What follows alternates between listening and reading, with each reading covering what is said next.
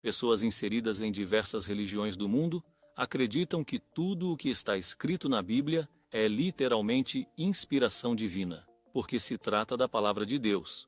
Creem que Deus inspirou pessoas santas a escreverem de maneira inerrante.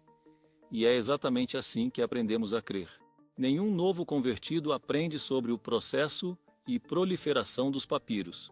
Fora o clérigo letrado, os fiéis não sabem do processo necessário para terem em suas mãos na Bíblia toda bonitinha, papéis de seda, zipada e traduzida. Entretanto, a verdade é que para isso ser possível foi necessário dois elementos. Dependeu da proliferação desses papiros e também da patrística para preencher algumas lacunas de alguns papiros, porque o que se chegou à mão de muitos eram fragmentos de papiro. Hoje, o que nós encontramos são fragmentos. Nós não conseguimos encontrar papiros completos. Não, temos apenas fragmentos. Aí, quando chega no quarto século, depois de Cristo, surgem os chamados códices. O que é o códice? Códice é o juntamento de pergaminhos, material bem resistente, que não se deteriora com facilidade. Diferente do papiro, que vem de uma planta, você tem os papiros que vêm do couro de um animal. Pode ser de vitelo, enfim. Então, o códex é o juntamento de pergaminhos, costurado no formato de um livro, para que você possa manuseá-lo.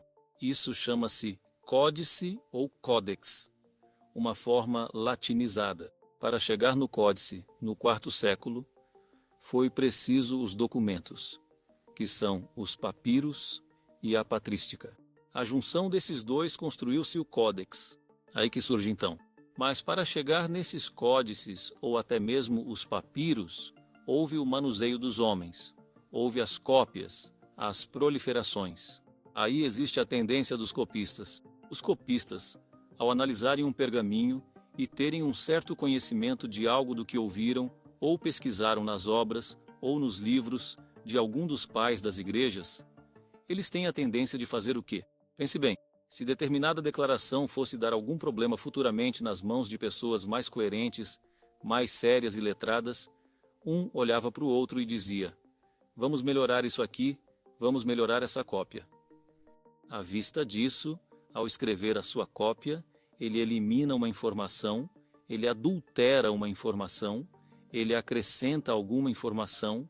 Isso os copistas fizeram, tanto com o Antigo quanto com o Novo Testamento. Mas chegou o momento em que eles estavam vendo muitas contradições.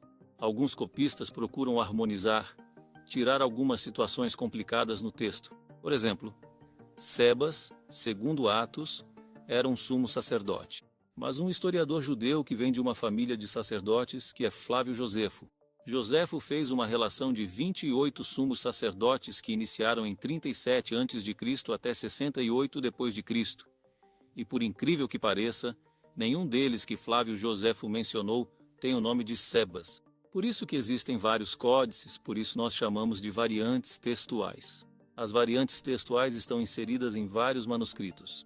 Por esse fato, compete ao exegeta escolher qual variante considera mais congruente, melhor, dentro da crítica textual, e preciso buscar evidência interna e externa para julgar o valor daquela variante. Exemplo: é mais fácil passar o camelo pelo fundo de uma agulha? Ou é mais fácil passar o nó de uma corda pelo fundo de uma agulha? Essa passagem está na Bíblia. É mais fácil passar o camelo pelo fundo de uma agulha. Só que existe uma variante que não traz a palavra camelo, traz a palavra nó de uma corda. Logo, vários copistas foram modificando, e aí chega na sua tradução em português. E você achando que tudo que está escrito aqui aí é fiel. Estou falando de códice, estou falando de papiro. A sua Bíblia é tradução. Muito pior, muito pior.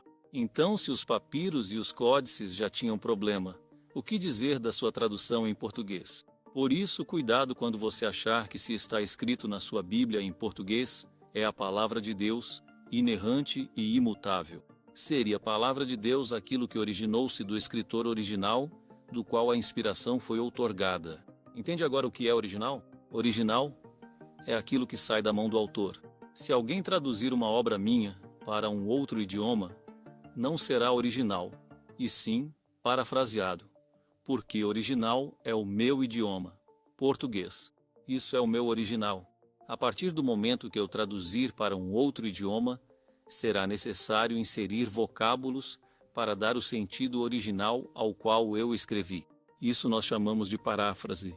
A tradução da sua Bíblia é parafraseada, porque a língua original é hebraico, aramaico e grego. Isso é a língua original. No entanto, para a escritura ser original, o manuscrito devia ter saído direto da mão do escritor original. Existe manuscrito original? Não. Nós não temos um manuscrito sequer que saiu de Mateus, Marcos, Lucas, João, Paulo e os demais nomes atribuídos. Por esse motivo não existe original. A verdade é que ninguém sabe quem foram os autores e seus respectivos escritos, porque simplesmente não existem. Você terá acesso apenas à cópia da cópia da cópia do que é chamado de original. E outro problema: ao copiar e depois poder dizer que é original, não poderia existir variantes. Você entende?